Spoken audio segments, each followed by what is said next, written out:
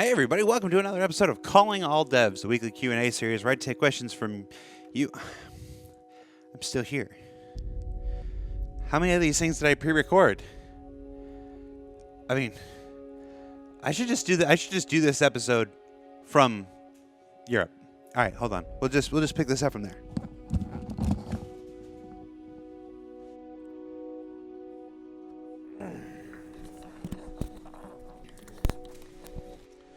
All right. Hi, everybody. I'm in Germany now through the magic of TV. Allison and Justin put a TV magic thing down there. My terrible TV magic joke aside, welcome to another edition of Calling All Devs, our weekly Q&A series where I take questions from you, the star citizen backer, and pose them directly to our developers, usually over Skype and usually from LA, but not this week. We're in Frankfurt. So in order to start us off with our first episode of Calling All Devs in Frankfurt and not LA, we are starting off by calling Dave Haddock in LA because I am a master of logistics. Dave, how you doing, man? Hey, good. How are you? Good. I came all the way to Frankfurt to call you. Now, Dave, you are the is this your first? You've been on Calling All Devs once before. I think I was on the pilot. You were on the pilot. So yeah, this is your first time back. For anybody not familiar, Dave, you are the lead writer, the head writer, the super writer, the main writer. I don't know what your title is now. For director of narrative for Star Citizen and Squadron 42. See. Did I eventually get that right? Yes. Okay, cool. That's correct.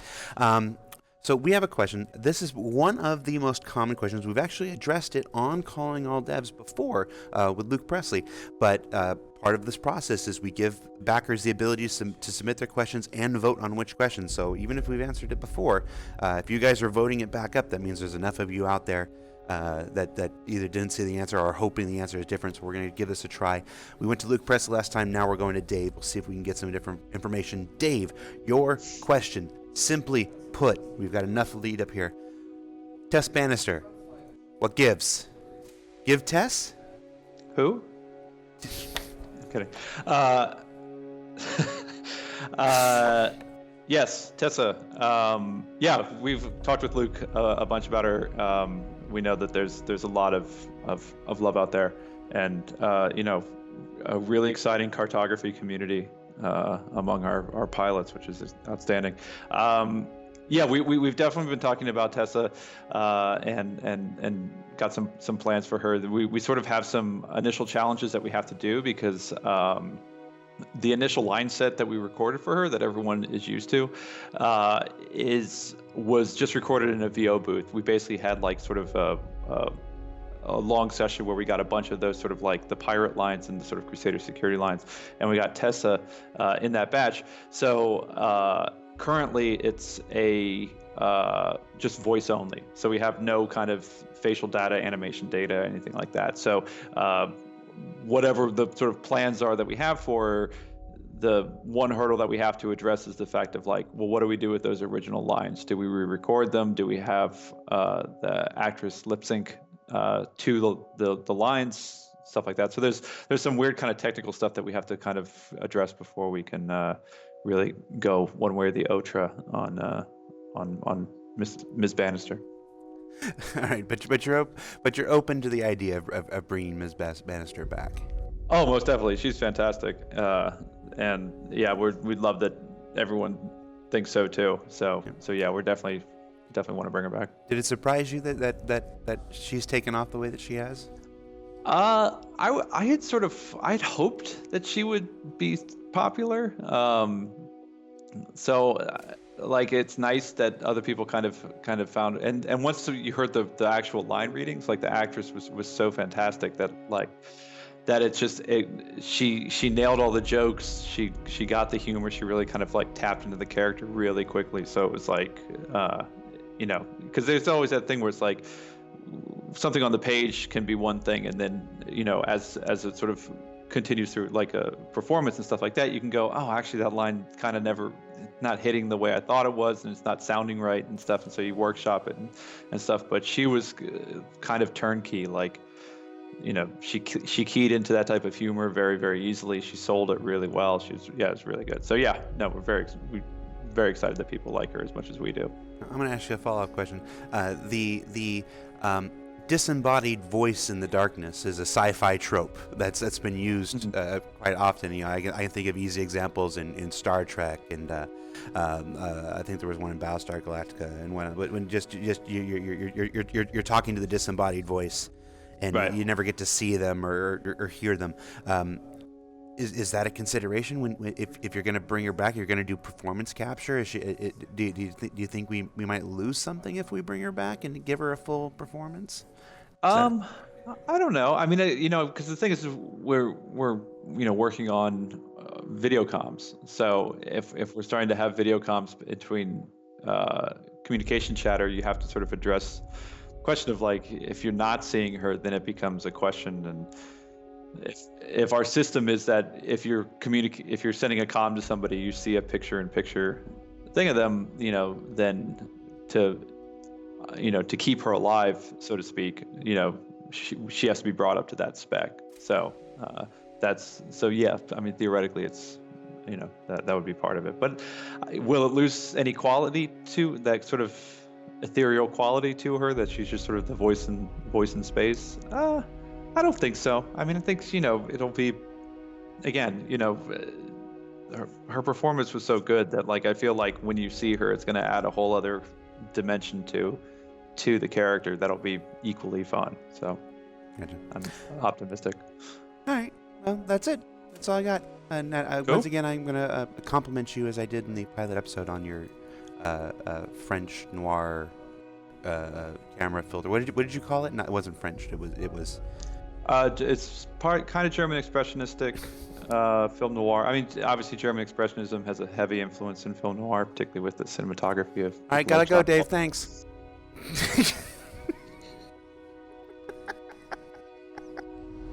Up next, we are moving to Foundry 42 Manchester, or Winslow as the case may be, and our very own vehicle pipeline director, Mr. John Crew, who we've got two questions for, both audio related, interestingly enough. Hey, John, I got a question for you. It's an interesting one. It's come up occasionally, and I'm just going to get into it here. To help us defend our ships if we're about to be attacked or ganked while we're away from the pilot seat. I'm guessing he's assuming a multi-crew ship. He's in the back, in the kitchen, or in the engine room repairing stuff. Would it be possible to set an audible alarm if in our ships that notifies us if another ship flies within a certain range of our ship and is picked up in the radar? That's the word "ship" is used quite a lot in that sense. But basically, if I'm not in the pilot seat, if I'm not looking out the front window, if I'm not there with my readout scans, is there some kind of alarm that we can set so that I know if we're being approached while I'm down in the belly of the beast, as it were? Yeah, so that's something we want to do. As you say, like if you're in the pilot seat, you get that alarm already. And I just by pure chance was talking to some of the audio guys the other day because they were complaining about how they couldn't hear their alarms. It's because it moved from being a 2D sound to a 3D sound, so it was actually playing out of the seat. So instead of it just being piped into your ears, it was playing out the base of the seat, so it was getting quite quiet because it was culling off.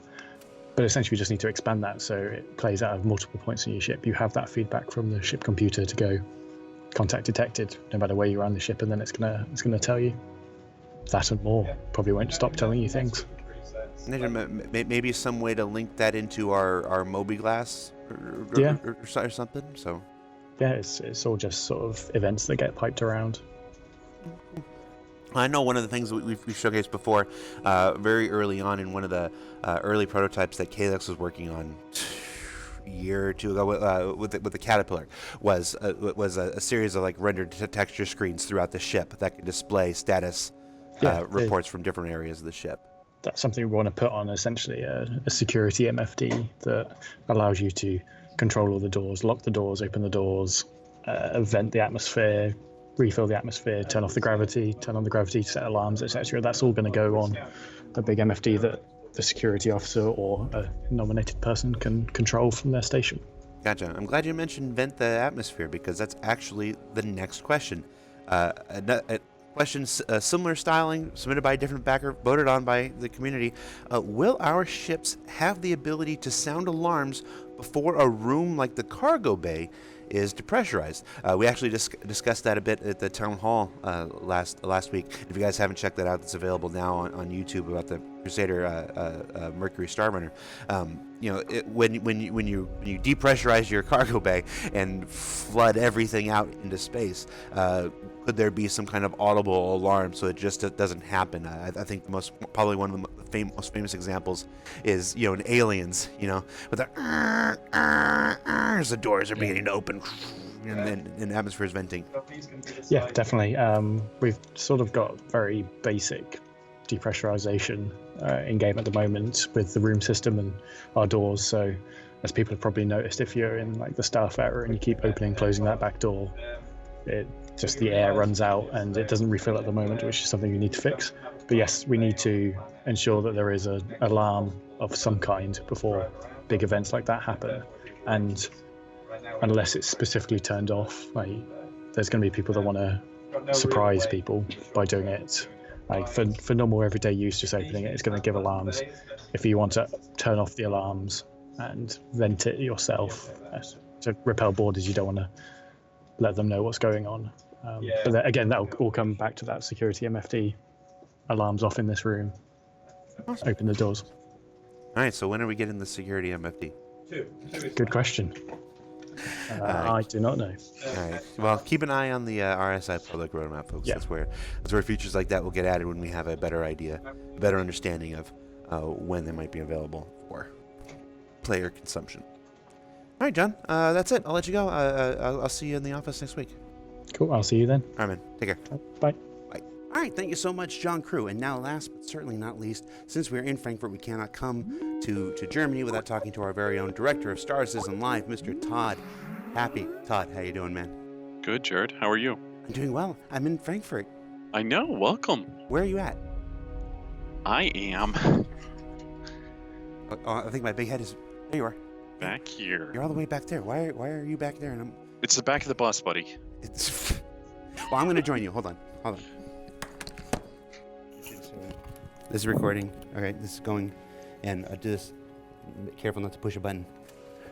We're gonna go see Todd. Go back here. Is this? Nope. So this isn't Todd. Hi. He's wondering what I'm doing. This is the wrong aisle. I'll come back this one. Hi Yogi, how you doing? Hey man. You're not on the show this week. All right. So that's soon. How you doing? Good. How are you doing? I'm doing well. I'm here in person. Welcome Yes. to Frankfurt. Well, it's good to have you. Now, technically, when the people see this will air after our RTV, but we're recording this before our RTV. So this is Yes. Well, this will be the second thing people see. This was actually the first thing that we're done. Hollywood Yes. time magic. All right, I got a question for you. Mhm. It's submitted by the backers. It's voted by the backers. It's a big one. We get asked this quite a lot. Once the Stanton system is done, what's next? What's our first jump point? Have we decided that yet? Is it still too early? Do we have thoughts?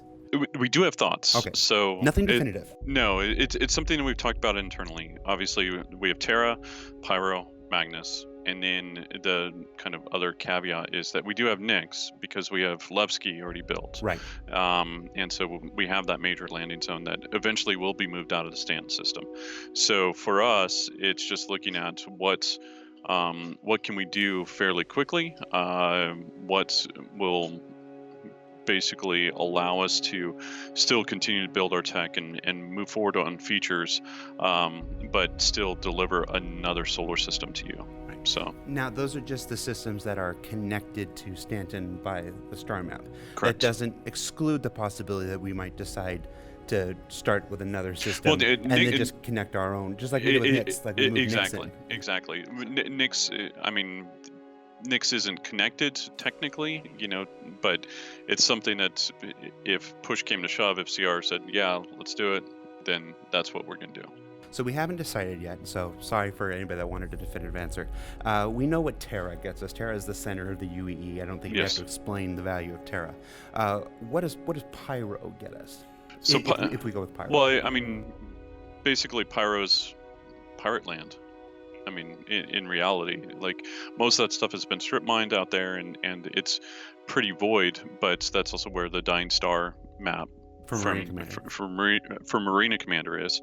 And then with Magnus, what that gets us is Drake's homeland, or Drake's headquarters, and then also 3 planets there as well. So I imagine Pyro's probably pretty attractive because it doesn't have any landing zones. it has no major landing zones, so yeah. Pragmatic sense. So I mean, from a system standpoint, I think we chose one of the hardest ones to start with 4 major landing zones.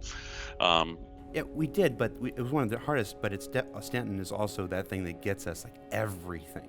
Like when Stanton is done, we've got almost everything that you need in the Star Citizen universe. Yeah, we won't have liquid hot magma, but which is needed for Pyro, I believe.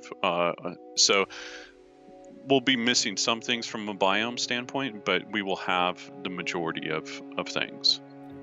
So basically, if I'm hearing you right, we don't know. No, but again, we have talked about it. Tony, Chris, and we've discussed it. Ian's been involved, so it's definitely on our radar. And right now we are focused on getting Lorville out, and we know what we need to do with Area 18. And then it's basically moving on to Microtech and so New Babbage and Horizon, and then so it's getting Gas Giant and all of those wonderful things. But as soon as we really start moving on that's when we're going to be looking at the next system. Cool. All right. So I imagine I'll be back with this same question sometime in the future. Next 3-6 months. Yeah. Exactly. I'm not even going to touch that. All right, Todd, thank you so much. I'm going to shake your hand. All right, I'm going to... We'll do the hand hover, too. Bye. See ya. Oh, I hit the wall. All the way back. Well, that about does it for this week's show. Special thanks to Todd Pappy and to John Crew and to Dave Haddock for taking the time to be here on the show with us this week. Remember, you can submit your questions for consideration each and every week up on the thread, up on Spectrum. I just realized I was looking at the wrong camera. And don't forget to vote. That's the 2-pronged plan. You got to submit your questions and you got to vote on your questions. Where will I be next week? Nobody knows. Well, it's Winslow. It's our Winslow office. So for Calling All Devs, I'm Content Manager for Global Video Production, Jared Huckabee. See you next week, everybody.